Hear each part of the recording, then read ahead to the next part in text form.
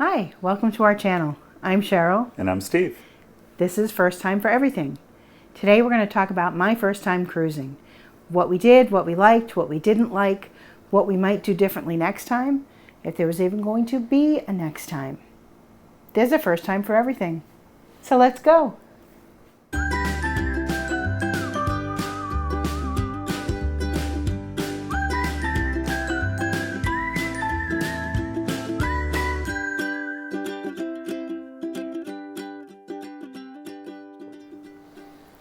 I grew up thinking that cruising was not my thing.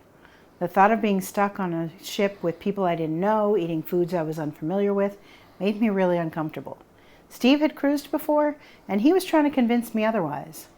So in early 2020, when cruise industry was in the news because they had just been shut down for COVID, we thought, oh, this won't take long. We started finding some really great rates for October for maybe a birthday celebration. We were able to book a trip on Harmony of the Seas for that time, but who knew that at the 2 weeks that they were shut down would become 18 months. Harmony didn't happen, but we were able to transfer the reservation to Allure of the Seas for 2021. When we went on the cruise, we were just taking pictures and some videos to share with friends and family. We didn't have a YouTube channel. That was not even a thought. But since we've been and done some other things, we realized that things that we learned on this trip and subsequent ones could help other people from the perspective of people who are doing it for the first time. So this is my first cruise.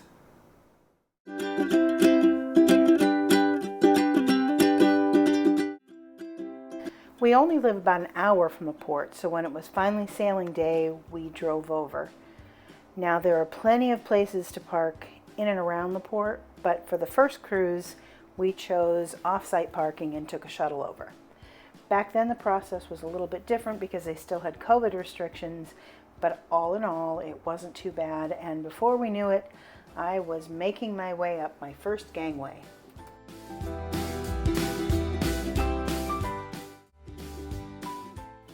And I was so excited because we had been planning this trip forever, and I finally stepped foot onto a cruise ship for the first time and got my very first Royal Promenade view.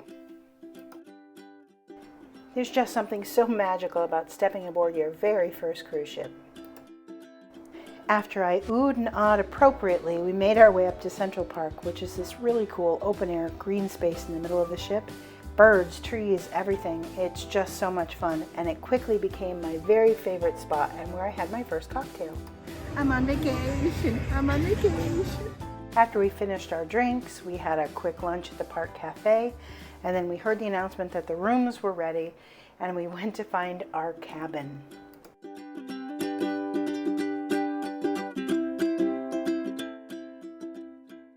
Because this was my first cruise, Steve decided to surprise me with a royal upbid to upgrade us from a grand suite to a Crown Loft Suite. And that happened a couple days before the cruise, but that came with its own challenges. All right. Here we go. Is that us?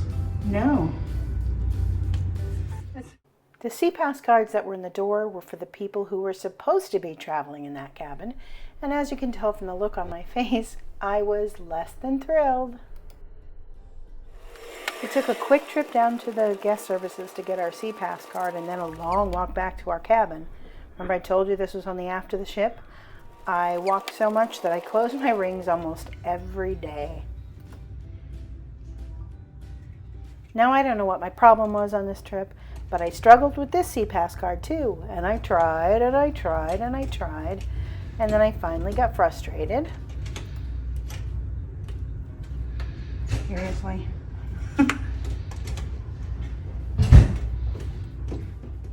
Poor Steve saw this look several times over the course of this trip. Not working.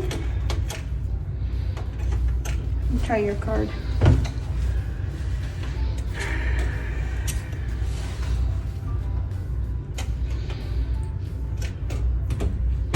Ah, there we go. Yay. Ah, we have a doorbell.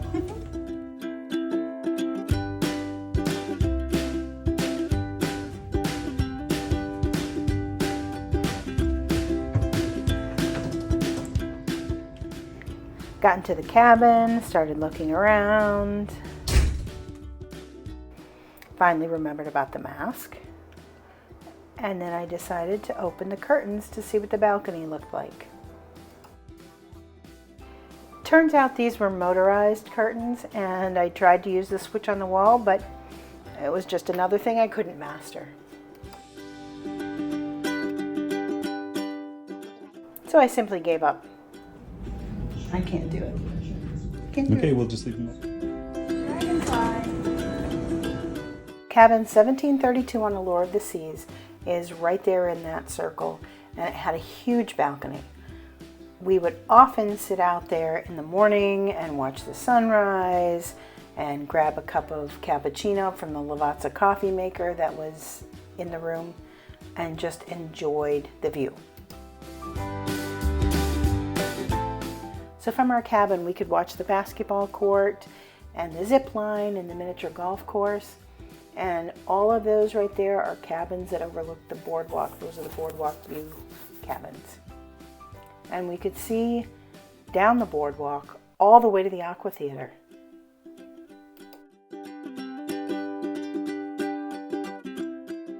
We went back inside and headed upstairs because yes, this cabin has 2 floors. I got to see the view from the floor-to-ceiling 2-story windows and then walked over to take a peek into the living area below.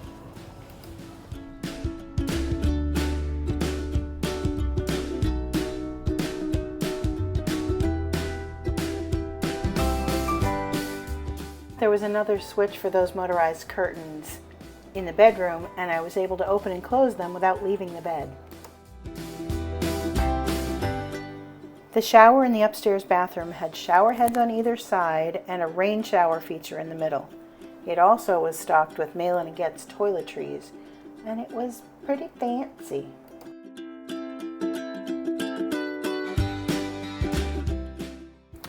We went back downstairs to check out the bathroom there, which is pretty much like a standard cabin bathroom, but it was still pretty nice. There were also closets upstairs and downstairs. I claimed the upstairs as hers, so Steve got the one downstairs. After we put our fancy magnets on the door, we went up to Sailaway.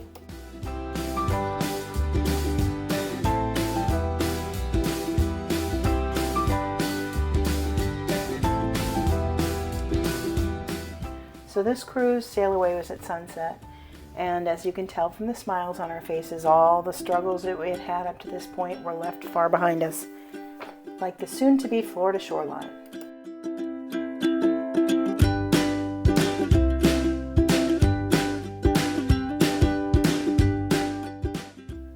When we went on this vacation, a YouTube channel wasn't even a thought, and our photos reflect that.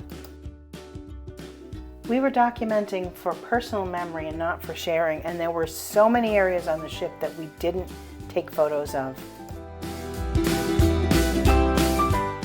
We'll get it right next time.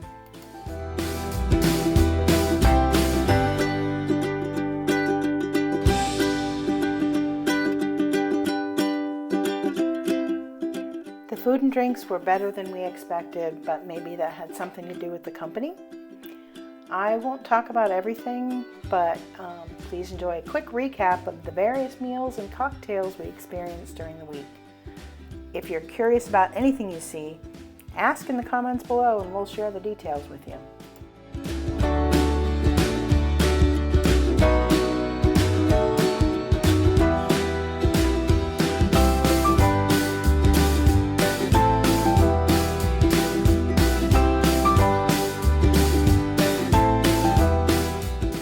The lobster biscuit chops grill probably looks a little different than you're used to, but believe me, it was very tasty.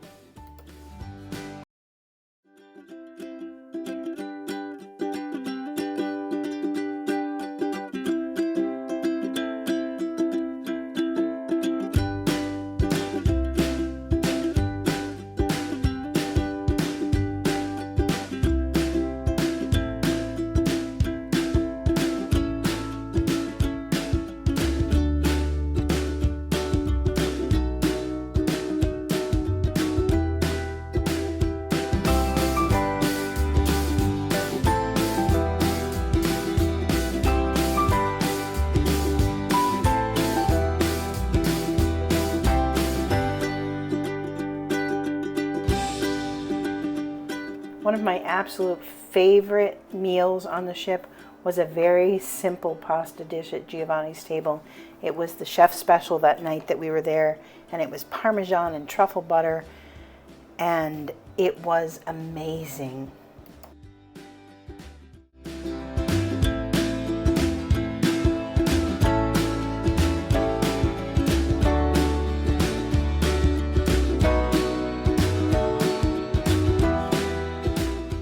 Steve ate more than his share of steak on this trip, and by the last day when we were at Coco Cay, he said, "I'm done, I'm just going to have a salad." But when the waiter said, "Would you like a lobster tail or filet mignon on that?" Steve looked and said, "I can do that." Guess what he did?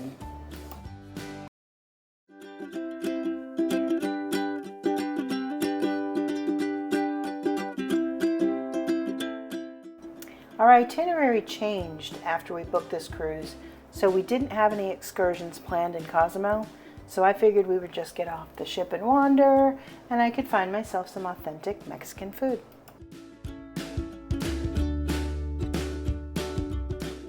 Although the day started out beautiful, it ended up raining, and we essentially ducked from overhang to overhang trying to stay dry. We did find some bars that were open, but they were mostly serving bar food, and because I was in search of authentic Mexican, we didn't go in. The final straw was when Steve spotted a Hooters and said, "Why don't we go there?" And I gave him one of those looks that said I did not come to Mexico to eat at Hooters, and we got a taxi back to the ship. You have to know when to call him. The next day in Costa Maya, we did have plans. We took a shuttle to spend the day at Maya Chan, which is an all-inclusive beach resort run by American expatriates. We spent the day floating, lounging, eating, drinking, and even napping in our reserved palapa.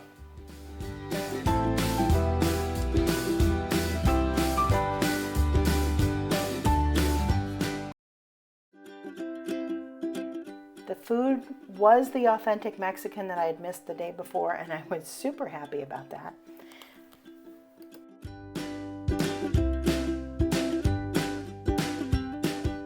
And I even got a beachside massage and spent the afternoon swinging in the hammock. Perfect ending to the day. Our next stop was in Nassau in the Bahamas, but not only was the port under construction, they were under a mask order anywhere on the island, even outdoors. We didn't have an excursion, so we just walked around looking for some souvenirs.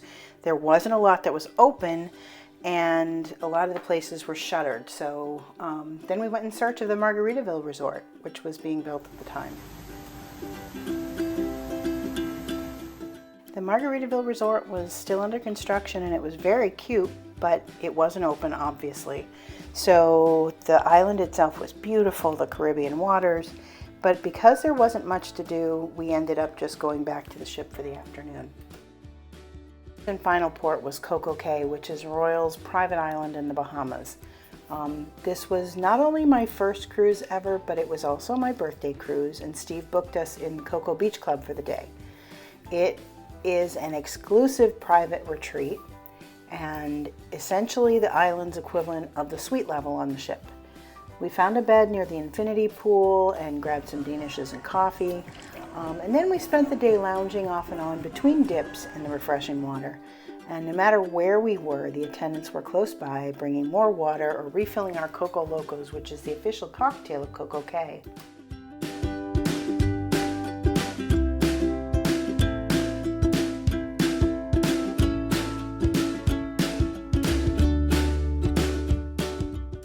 Lunch at the Coco Beach Club was phenomenal. They started off with tapas that had shrimp cocktail and ceviche and baba ganoush and hummus. Steve had the filet chopped Caesar that we talked about earlier.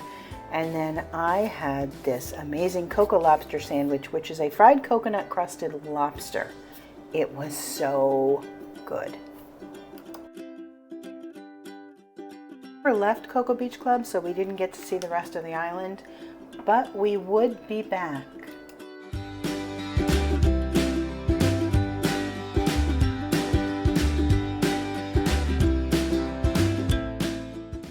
Activities aboard the ship were so cool. We thoroughly enjoyed Mamma Mia and highly recommend it if you're ever going to be on Allure. But there was also the Aqua Theater show, which is high diving and acrobatics, and it was amazing the things that they can do on a moving ship. Unfortunately, we didn't get pictures of the ice show, which was really cool, but really a one and done on each ship because they're all a little bit different. But we did spend some time in a casino, and we even enjoyed the folks at Johnny Rockets.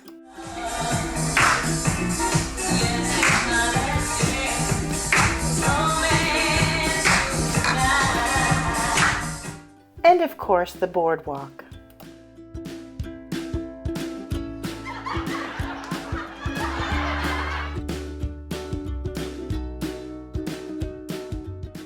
I'm still on vacation.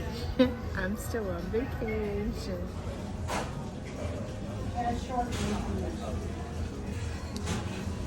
Oh.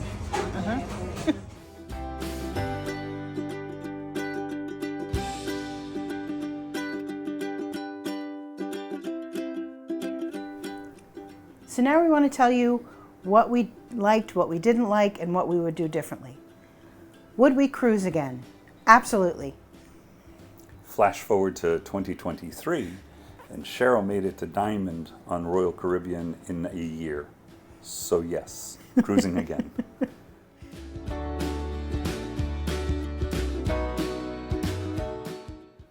Would we cruise on Royal Caribbean? Yes, absolutely. We have become loyal to Royal, and we have tried other cruise lines. We have other cruises coming up that are not Royal, but I still think Royal is our home. For now. True.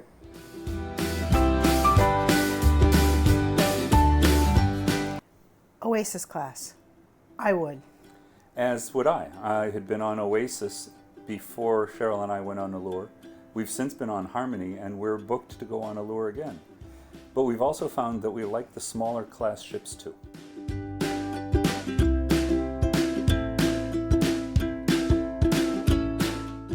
The performance of Mamma Mia on board the ship. Absolutely, I loved it. I think it's one of the best shows we've seen on a ship so far.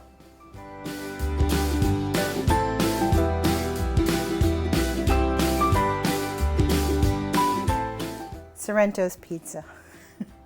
Sorrento's is a really good pizza on a cruise ship, and anywhere really. It's always good when you stop by.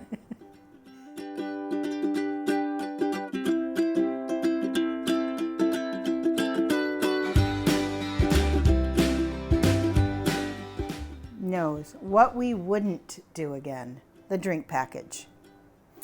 We found that over the 7 days, it just didn't work out for us.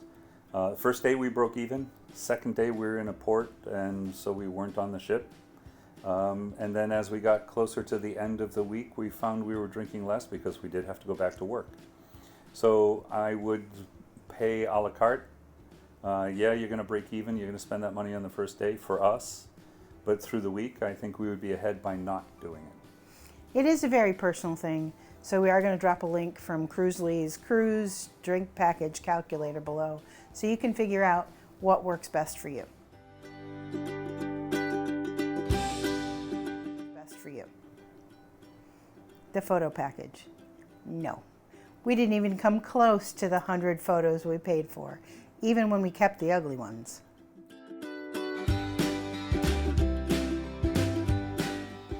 Aft balcony. So the Crown Loft Suite we had was aft facing. Beautiful. And I would do a Crown Loft Suite again. But I think this time we would do a port or starboard or water facing room instead of the overlooking the boardwalk and the aft of the ship.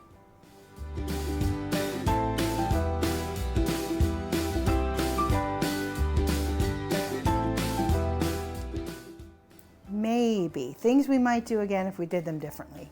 Suite level.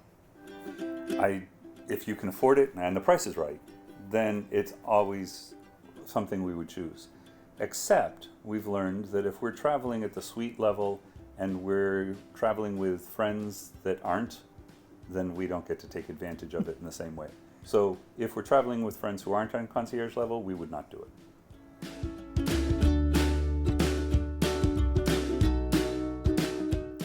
Royal Up bid. In case you don't know, the Royal Up program is Royal Caribbean's way to bid on a cabin better than the one that you've booked. We had originally booked a grand suite.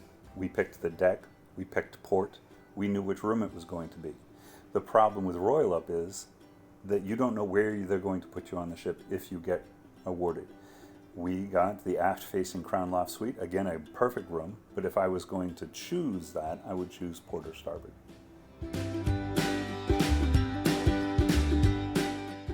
Specialty dining. That's a maybe. We did enjoy the specialty dining, but once you've been on different cruise ships within the same line, they have a lot of the same specialty dining restaurants. So now when we do specialty dining, the maybe is, are we going with other people, or is it a new restaurant that we haven't tried before on a different ship?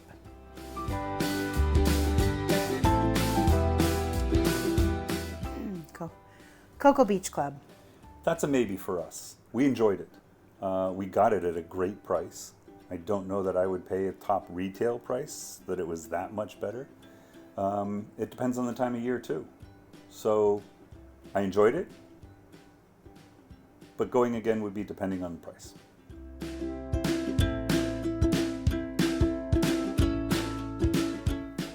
Ice Show. These are some talented performers. If you haven't seen it, highly recommend that you see it once.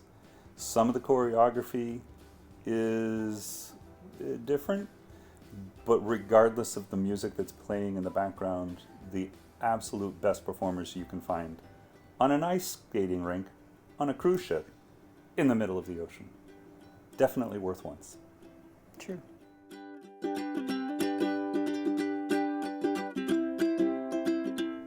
Johnny Rockets. Maybe for us. Again, it depends on if we're going with friends that have never been or if we're just feeling nostalgic. But we have one in our town, so it's not as much of a... It's a great burger. It's a fun show. It's a little bit of an upcharge. So, if you're in the mood for a good burger, absolutely. And final thoughts? I'm a cruiser now. So again, diamond level in a year. We've been on a few. We have a few more to go. Looking forward to talking to you about our next ones.